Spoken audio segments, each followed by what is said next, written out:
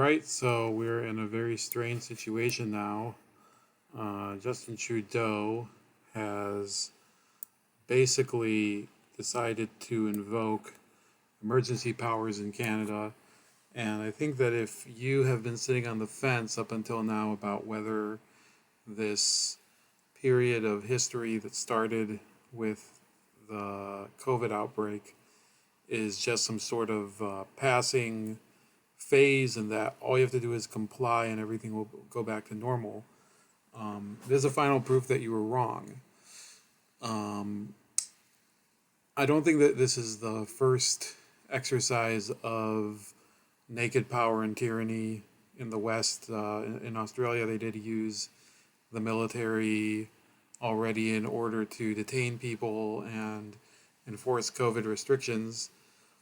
But it is one of the more brazen ones, given that the reason for it is one of the more remarkable protests that we've ever seen, where truckers and other Canadians from across the different provinces of that very vast country came together in Ottawa in order to protest for the resumption of normal life after 2.5, or well, I guess it is technically only 2 years of COVID restrictions that have seen Canadians see their civil liberties violated systematically. So, what I think we have to take from this is that if you are a Canadian member of either the armed forces or the police or any other government agency, how far will you go in order to enforce laws and in this case not even laws, just an arbitrary exercise of power in the name of a lost cause, which is to get COVID numbers low enough that people don't have to necessarily worry about dying. It's a goal that's unattainable. It's been proven over and over again. There are countries that have tried the zero COVID policy, such as New Zealand, that for a long time were bragging about how low their case rates are and their death rates, by connection. But now they're just embroiled in the same conflict as before, and on top of that, beyond the masking mandates, beyond the stay-at-home orders and the forced quarantines, and now the vaccine mandates, basically Trudeau is saying that because of a convoy that decided to go to Canada's capital and say, we have had enough of this, we want to go back to some semblance of normalcy. He's decided to invoke powers that have not been used in Canada, I believe, even in wartime, right?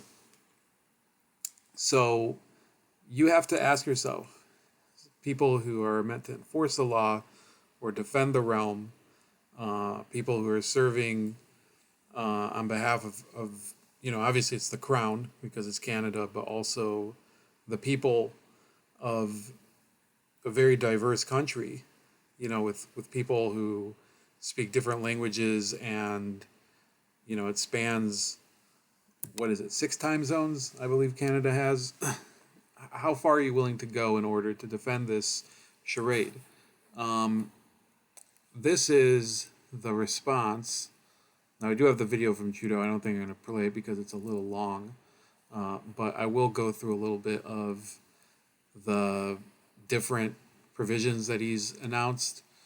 But here's a Quebec parliamentarian that has responded to this. Let's understand clearly that Quebec government and us do not want this law to be implemented, on the territory of Quebec. It is not legitimate and it is useless. So we don't want it. And we don't want the extent of the powers that the federal government could give itself to go as far as eventually using the army Obviously not in Quebec, but I believe nowhere. But this is a decision which is, or a position which seems to be the decision of the government of Quebec as well as ours. Just as a follow-up there, sir, what has been happening in Ottawa has spilled across bridges into Gatineau, into Chelsea, into Massarange. This whole region has been affected, and that includes parts that are in Quebec. Should there not be some action for the greater Ottawa-Gatineau area? Does that not apply? There is no civil disorder in Quebec now which is not well contained by civil authorities and police. So this was in response to the federal order, because Ottawa, the capital, actually is adjacent to the Ontario-Quebec border, and Gatineau. This is something I actually just found out recently. I thought Ottawa is pretty far to the west. It turns out it's actually on the Quebec border, and on the other side it's Gatineau, which is one of the westernmost cities in Quebec. So people in Quebec are realizing that the longer they allow this to go on, their actual personal autonomy and provincial autonomy from Canada as a whole will be threatened. Why? Because they've allowed it to get to the way it is. The difference between Quebec and the rest of Canada has been something well established since before Canada was an independent country, because the British, as part of settling the the war that wrested Quebec from French control, it allowed the French-speaking residents to retain a lot of their laws and culture, and of course their linguistic rights.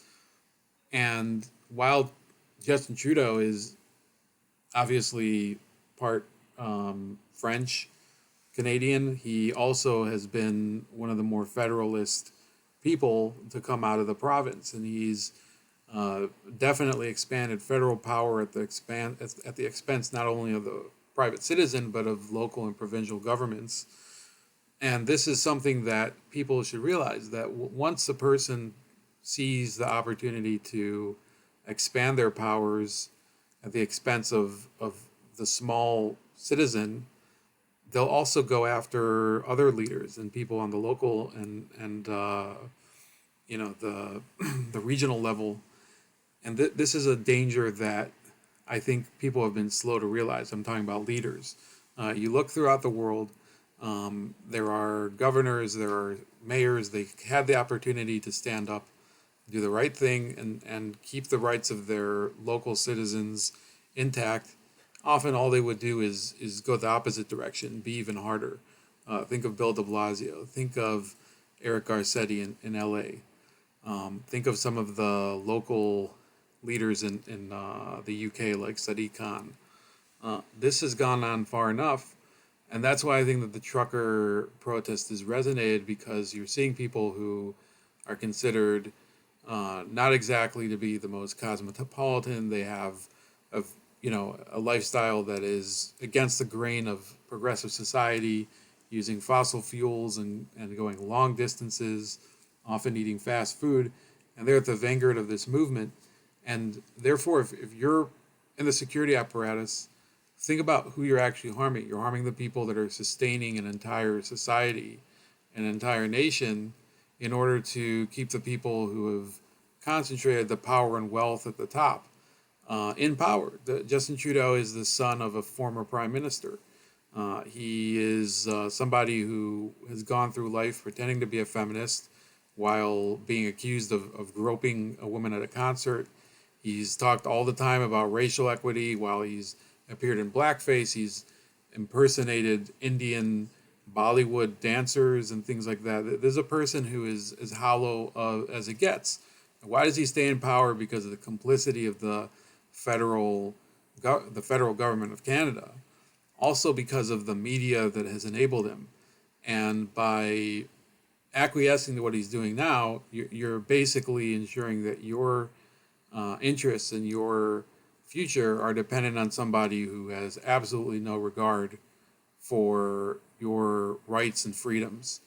That's about it. I will put a link to this New York Post article that gives a little bit of info on what exactly the provisions do, and also the video of Trudeau outlining it.